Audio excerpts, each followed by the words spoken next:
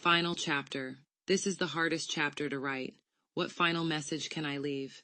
There's so much I've experienced, both shared and unspoken, and many insights that still linger beyond words. Throughout my life, the gray aliens have intervened for good, helping, protecting, even saving my life. But there were also deeply traumatic abductions by other beings, some grotesque, some violating. My emotions have ranged from reverence to rage. I once thought they might be angels. At other times, I hated them. But with the perspective gained from completing this story, I now see them more neutrally. There's a saying, give the devil his due. Even those we dislike can have redeeming qualities. In examining the Greys, I've realized they're not unlike us. Their secrecy provokes fear and pushes us into binary thinking. If they're not divine, then they must be evil. But that's not the full picture. While a demonic realm exists, aliens don't belong to it, though they can be influenced by it, just as we can. Dr. William Baldwin taught that all beings, even galactic, are susceptible to demonic spiritual forces. Multiple alien races are involved with Earth. They're entwined with our communication systems, phones, computers, TV, radio, and have influenced our technology, economy, and governments. This planet isn't solely ours. Both humanity and Earth's resources, gold, silver, metals, water, and more, are valuable to them. We will never get rid of them. If there is ever a so-called alien invasion, it will likely be orchestrated to justify more control, perhaps even forced microchipping, echoing Revelation, no chip, no ability to buy, sell, or trade. The prophet of Revelation may have seen real visions of the future, possibly through alien technology like the Looking Glass. But there's no need for despair. The alien presence isn't new. Live fully, love others, be kind. We're all struggling in different ways. Find joy in simple things. Clean up your life. Work to escape poverty if that is your situation. Pursue success or happiness. Know your self-worth.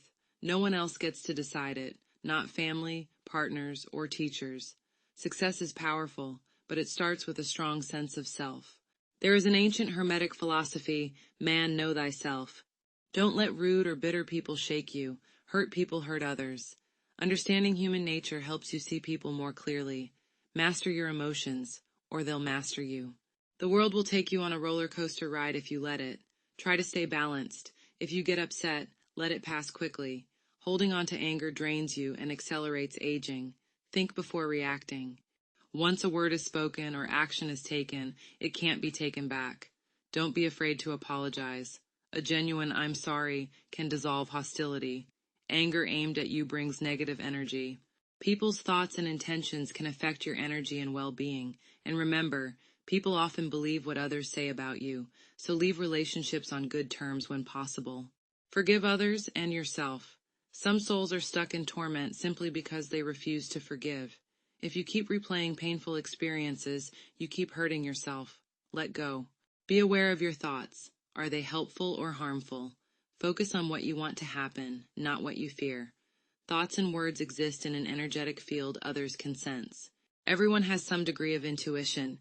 They can feel what you carry inside, so carry light. I digress, but I've come to accept this alien presence as I near the end of my life.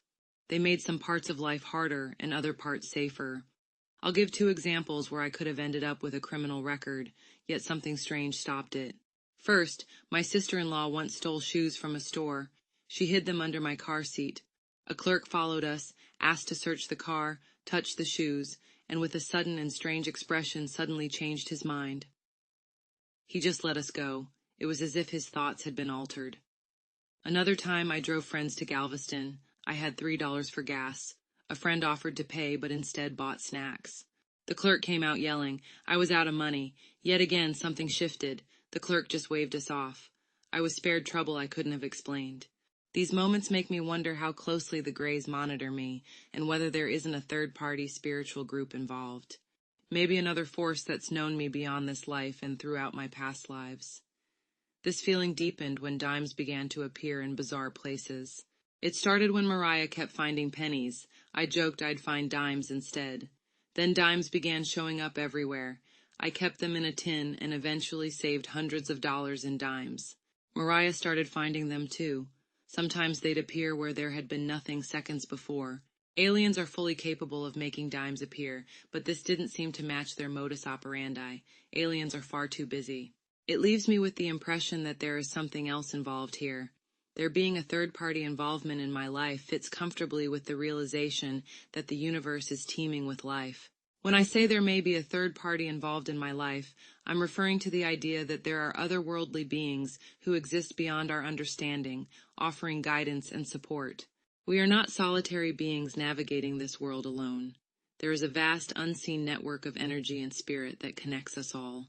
To tap into this, you must align yourself, open your heart and mind in such a way that they would want to be involved. This means being a good person. By doing so, you give them a reason to step forward and offer their help. Final conclusion. Life is more complex than good versus evil, alien versus human. We are not alone, and never have been. But we still hold our own power, in how we treat each other, in how we think, and in how we choose to live. The forces around us, whether alien, spiritual, or human, don't define us. Never let what happens to you define or change you. We are more than what happens to us. What matters most is how we respond. Maybe we should take it to heart that there are 8 verses in the book of Revelation where a promise of eternal life is granted to he who overcomes the world.